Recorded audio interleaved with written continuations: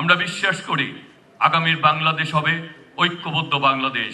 আগামীর বাংলাদেশে ফ্যাসিস্ট হাসিনার আর কোনো পুনর্জন্ম ঘটবে না।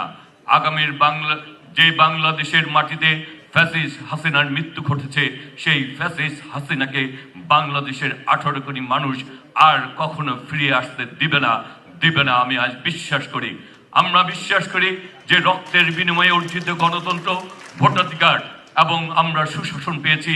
আমরা আমাদের মাননীয় প্রধানমন্ত্রী জনাব তারেক রহমানের নেতৃত্বে আমরা যে নতুন বাংলাদেশ গড়ে তুলছি, সেই বাংলাদেশের মালিকানা 18 কোটি মানুষ সমানভাবে সেই অধিকার ভোগ করবে। আমরা বাংলাদেশকে কোনো দলীয়করণের বাংলাদেশ চাই না, কিন্তু এই কথার সাথে সাথে বলতে চাই যে ফ্যাসিস্ট সরকারের দোসর হিসাবে যে প্রকৌশলীরা কাজ করছে, আমাদের সরকার সেই দোসরদেরকে পুনর্বাসন করবে। আমরা সেটাও করতে দিব না, আপনাদেরকে কথা দিচ্ছি। আমরা চাই ফ্যাসিস্ট মুক্ত সমাজ, আমরা চাই ফ্যাসিস্ট মুক্ত প্রকৌশলীদের দ্বারা আগামীর বাংলাদেশ মাননীয় প্রধানমন্ত্রী তারেক রহমানের নেতৃত্বেই ইনশাল্লাহ আমরা সকলে ঐক্যবদ্ধভাবে গড়ে তুলব।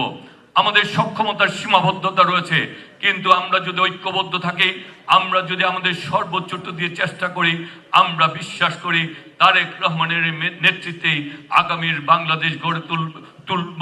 এবং সেই বাংলাদেশ যে গণতন্ত্র প্রতিষ্ঠিত হয়েছে, যে ভোটাধিকারে বাংলাদেশ প্রতিষ্ঠিত হয়েছে, জুলাই শহীদদের চেতনায় যে বাংলাদেশ প্রতিষ্ঠিত হয়েছে, শহীদ রাষ্ট্রপতি জিয়া রহমান, দেশ বেগম খালেদা জিয়ার আদর্শে যে বাংলাদেশ প্রতিষ্ঠিত হয়েছে, তারেক রহমানের নেতৃত্বে প্রকৌশলীদের ঐক্যবদ্ধ প্রচেষ্টায় ইনশাল্লাহ আমরা সেই বাংলাদেশকে এগিয়ে নিয়ে যাব।